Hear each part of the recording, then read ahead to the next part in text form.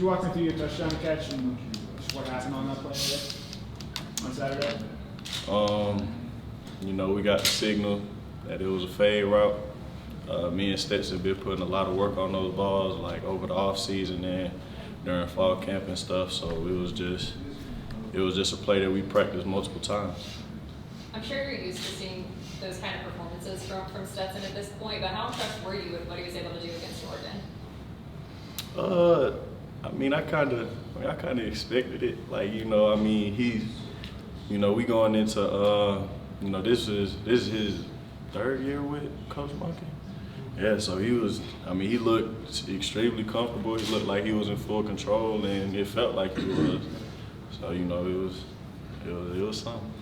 Speaking of Coach Monken, Kirby talked after the game about this being an offense that people at home watch and want to play in.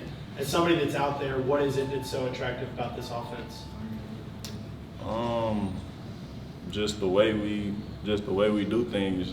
Coach Monk always preaches doing it better than they do it. So, you know, we focus on the details, and you know, we kind of just buy in our role. What kind of reaction did you get in the film room at first look on that block for Ladd's touchdown? You and Brock both. That was it looked like he definitely had the easy part on that. You said what was my reaction? What kind of reaction did you get from the team in the meeting room on that one? They had kind of seen it like the day before, yeah. So it was like they kind of just knew the play was coming. They was expecting it. What kind of rush though do you get making a block like that when you're just bulldozing somebody out the way? Is it the same thing as catching a touchdown? I ain't gonna lie, my favorite part was just seeing Ladd cross the end zone, just knowing that I did my job, so that we, you know. AD, you guys got a bunch of different receivers, even the running backs involved in the passing game. What do you feel like that showed this offense can be as far as getting so many different guys involved? You know, it's kind of hard to game plan an offense like that, where everybody's getting their fair share and everybody's explosive in their own aspect. So I love it.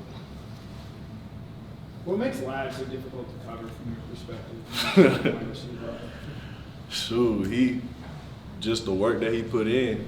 You know, like we've ran through a lot of those plays 100,000 times.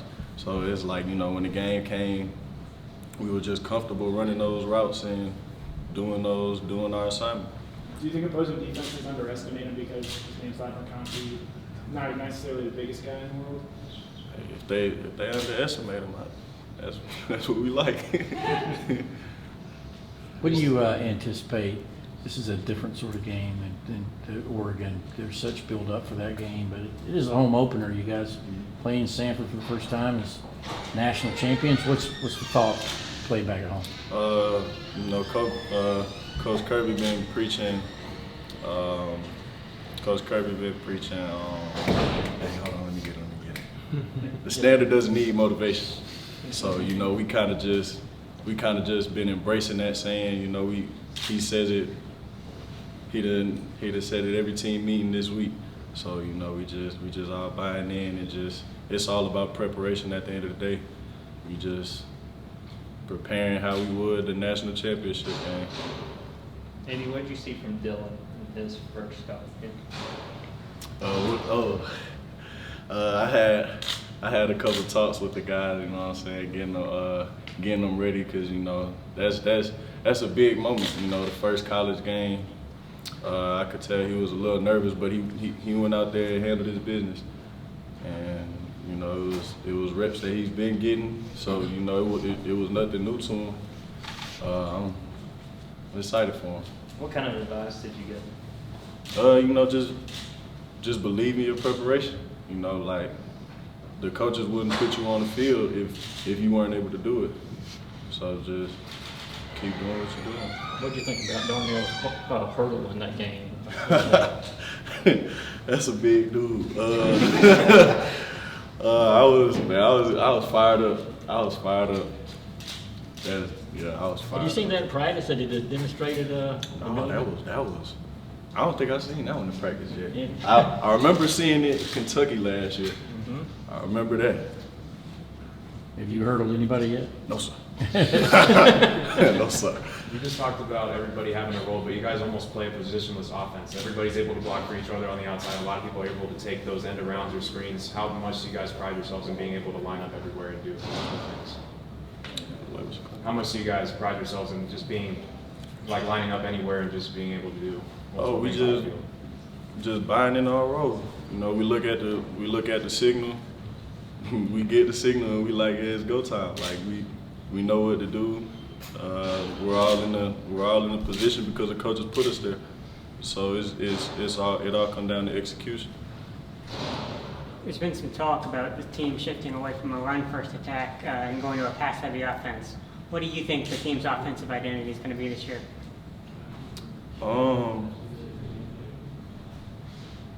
What do I think the team's identity gonna be? Putting forth your best foot, and preparing for the game. And whatever the game plan is, no matter if it's pass first or run first, we all got to execute the same way. We saw Kenny line up some out wide. How would you rate his receiving skills, what he's able to do? The way I look at it, it's just like, get him the ball. like he does his thing, you know. He been doing it since spring, the whole summer, all fall camp. So it's nothing new to us. Does he talk trash to you guys as receivers? Nah, no trash talking now. Would you say that's an emphasis of this offense, just getting guys in space and getting the ball in their hands and letting them make plays? Yeah, I say yeah. You know, when you have a guy like Kenny, when you have a guy like Ladd who is just so dangerous in open space, it's like sometimes you got to make it a priority to get the ball in their hands in open space. Just let them do what they do. Do you expect to see an increased role from Reed Gilbert going forward in the season? We didn't see him much in game one, like until like second half a lot. But do you expect to see more of an increased role from Reed? Oh, for sure. We have a monster tight end room. You know, a bunch of guys could do a bunch of different things, and you know definitely. What have you seen from Carson Beck so far this fall? Oh, to be honest, everybody's just been getting better every day. Like, I mean, Carson be ripping that thing, Stet ripped that thing, Brock ripped that thing, little Gunner rip it. So, you know, it's like, you know, we got something. You say you got something, you start the confidence building about what you guys might have as a team this year. Yes, sir. Has an NFL young boy hit you up with any advice about the season or not yet? I talked to him before the game. Yeah, he was just he told me just go out there and do what you do, just play, don't think. And obviously, like, you guys are two different players, obviously, but you can't help but notice you guys are similar builds and similar skill sets. Is there anything that you take from his game to apply to yours? Oh yeah, you know, like I remember when I first got here and we were doing like one-on-one work or just like early practices in the spring. I just be sitting back watching him just taking notes. Like I'm like, man, I need to do some of what he does, because I mean it works for him. What are some of those things that you kind of jot down? Kind of the way he attacks the ball. You know, it's not always about receiving to him. So, you know, like you'll see him get some monster blocks in, and his releases and stuff, and the way he do a little tempos and stuff. I like that. Who do you think's a better blocker, you or him? I ain't gonna compare me like that. So yeah, I say him. He got his years under his belt. What was your reaction to the Malachi Starks interception? Oh, I was like, dog, like that's crazy. In the first drive of your first collegiate game, and I mean I had a talk with her before. I was like, you special. Like just keep doing what you're doing. Like it's the only thing that's different now is the people that's watching. and the team we going against. Like that's it. At the end of the day, you know, you gotta execute the calls and stuff. But you know, that was crazy.